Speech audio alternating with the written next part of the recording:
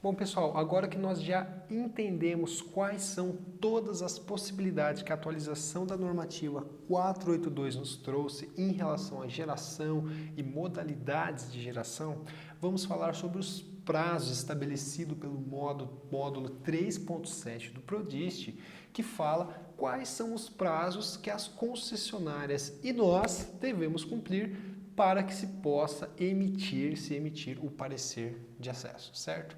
Então, aqui existe uma parte comercial, tá? Antes da solicitação de acesso, que é o seu cliente já aprovou sua proposta, você já fez a vistoria técnica do local para ver se ele está adequado para receber aquele sistema fotovoltaico, você já elaborou o projeto, já fez toda a documentação, já levantou toda a documentação necessária para se pedir o parecer de acesso, e aqui de fato entra o fato que entra a parte da concessionária quando nós falamos de solicitação de acesso. Então, como que funciona? Nós vamos levantar uma série de documentos, tá? Nós vamos ter uma aula sobre isso, falando detalhadamente quais são esses documentos, mas até agora vamos entender que é uma série de documentos que nós vamos estabelecer, que nós vamos levantar e enviar para a concessionária de energia.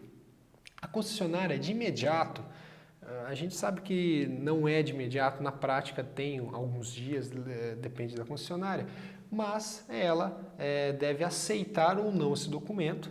Se ela não aceitar, se ela verificar qualquer tipo de pendência que está faltando ali, de repente nós podemos ter esquecido algum documento, ou a concessionária pode levantar alguns questionamentos, elas devem avisar-nos uma única vez para que nós adequemos toda essa documentação e assim se volte o ciclo.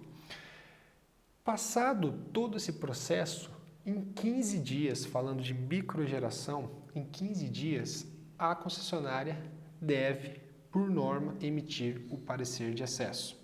A gente sabe que esse prazo, tá, pessoal, pode variar um pouco, por mais que seja em norma, isso pode variar um pouquinho, mas nunca vai se estender muito mais que isso. Existem concessionárias que dão o parecer de acesso antes dos 15 dias e algumas que dão um pouco depois.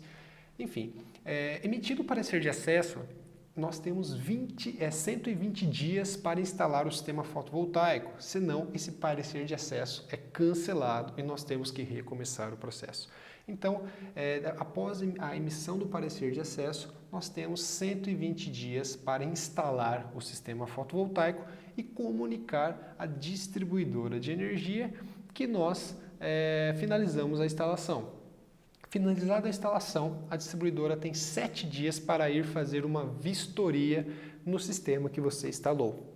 Depois que ela verificar, depois que ela fizer essa vistoria, ela vai emitir um relatório em até 5 dias, falando se o seu sistema está adequado para receber, para conectar-se na sua rede, na rede da concessionária, ou se não tiver adequado, nesse relatório, em uma única vez também, ela vai falar o que não está adequado para que nós possamos, assim, adequar essa pendência. Depois disso, a concessionária vai refazer a vistoria, vai ter mais 7 dias para refazer essa vistoria, mais 5 dias para emitir o relatório e aí sim, se tudo aprovado, se tudo estiver ok, ela tem mais 7 dias para ir até o local e trocar o relógio e colocar o relógio do modelo bidirecional, conectando sim, finalmente, o seu sistema à rede. Com isso, você já tem um sistema que está medindo o consumo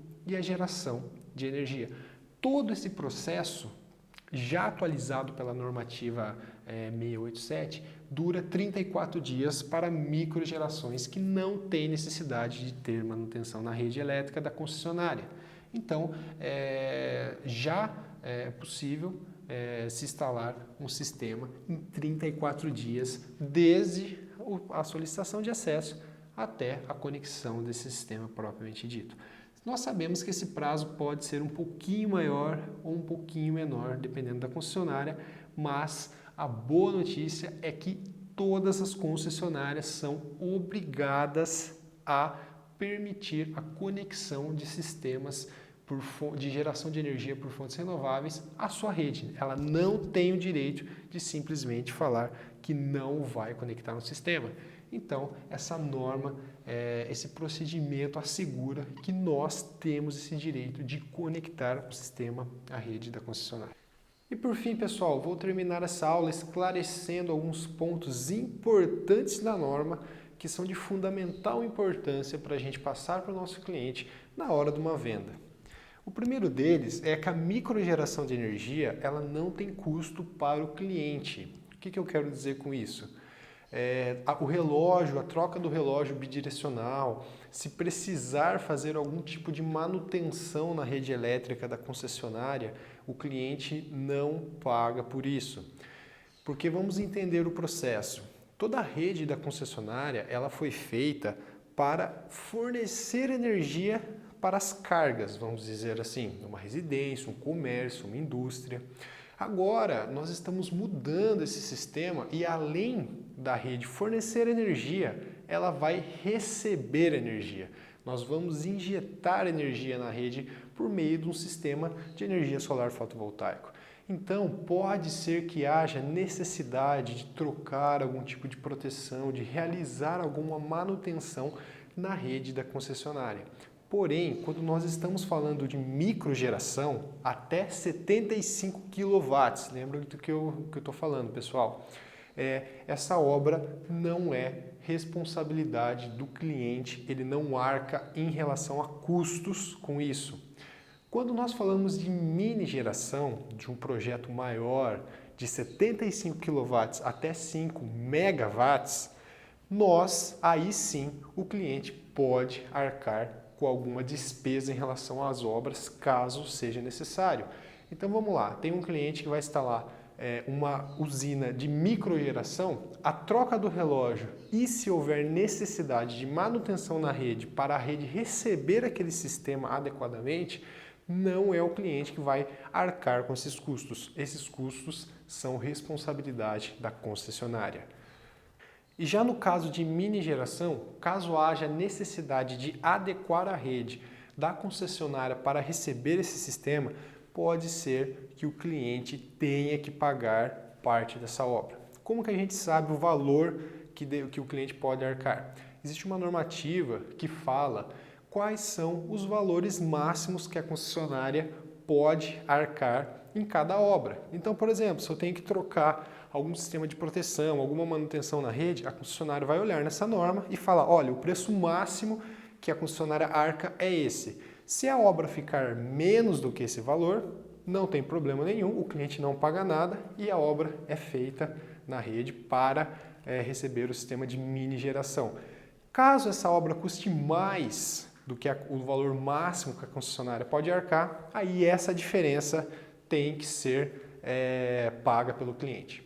Quando a gente fala de relógio, pessoal, o relógio do modelo bidirecional, na microgeração, o cliente não arca com esses custos. Na mini geração, quem compra esse relógio, quem arca com os custos da troca desse relógio é o cliente. Só que quando nós estamos falando de uma obra de mini geração, estamos falando de obras de 500 mil, 1 milhão de reais, valores até superior a isso.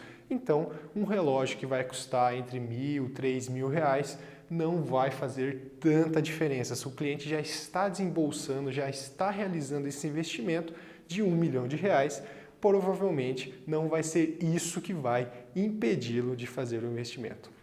Então, só para vocês entenderem, em microgeração o cliente não tem responsabilidade em relação a custo de obra na rede e na troca do relógio. Mini geração, o cliente compra o relógio, ele é responsável por esse custo e caso haja necessidade de adequação da rede, o cliente pode pagar uma parcela dessa obra caso ela exceda o valor máximo estabelecido em norma que a concessionária pode arcar com esse custo. Legal, pessoal? E por fim, só para vocês entenderem, não é possível se zerar uma conta de energia, sendo um cliente residencial de baixa tensão ou um cliente do grupo A, de média e alta tensão. Por quê? Existem tarifas mínimas que a concessionária cobra por deixar a energia disponível para os clientes. Nós vamos ter uma aula detalhada falando das faturas de energia e de todos esses detalhes, tá? Mas eu vou adiantar alguns conceitos para vocês agora. O que é a tarifa mínima? O que é a taxa mínima da concessionária? Vamos supor que você, um cliente residencial de baixa tensão, você na sua casa. Você vai passar umas férias na praia e você vai ficar, vamos supor, 3 meses na praia. Você fechou seu apartamento, desligou tudo que pudesse consumir de energia ali e foi para a praia. Durante esses 3 meses, a sua conta de energia ela não vai ser R$0. Existe uma taxa mínima de disponibilidade que a concessionária cobra por deixar a energia disponível para você. Você não está utilizando essa energia, porém a energia está disponível caso você precise dela. E é por isso que existe uma tarifa mínima de disponibilidade que fala qual é o valor que você tem que pagar, o mínimo, mesmo que você não consuma nada da rede, que você consuma 0 kWh no mês, certo? Para o grupo de alta tensão, quando a gente fala de um comércio, quando a gente fala de uma indústria, existe também a taxa mínima de disponibilidade, tá? Mas ela recebe um outro nome, que chama demanda. Para vocês entenderem, todo comércio, vamos falar de uma indústria, tá? Uma indústria que consome muita energia. Ela precisa informar para a concessionária qual que é o valor médio que ela vai consumir de energia naquele período. Então, a concessionária precisa se programar para ter toda aquela energia para fornecer para essa indústria. Então, independente da indústria usar ou não aquela energia, ela vai estar disponível para a indústria. Então, a demanda, tá? A demanda é algo que se enquadra para o grupo de alta tensão, que também é como se fosse a taxa mínima de disponibilidade para o grupo de baixa tensão, para as residências. Então, para vocês entenderem, tanto no grupo A quanto no grupo B, existe uma taxa mínima que nós deveremos pagar, as unidades consumidoras devem pagar para estar conectado à rede. Vamos falar em detalhes numa próxima aula o que é a demanda, qual que é a taxa mínima, quais são os valores, enfim, vamos detalhar tudo isso para vocês. Mas eu quero que vocês entendam que não é possível se zerar uma conta de energia se você estiver conectado na rede da concessionária.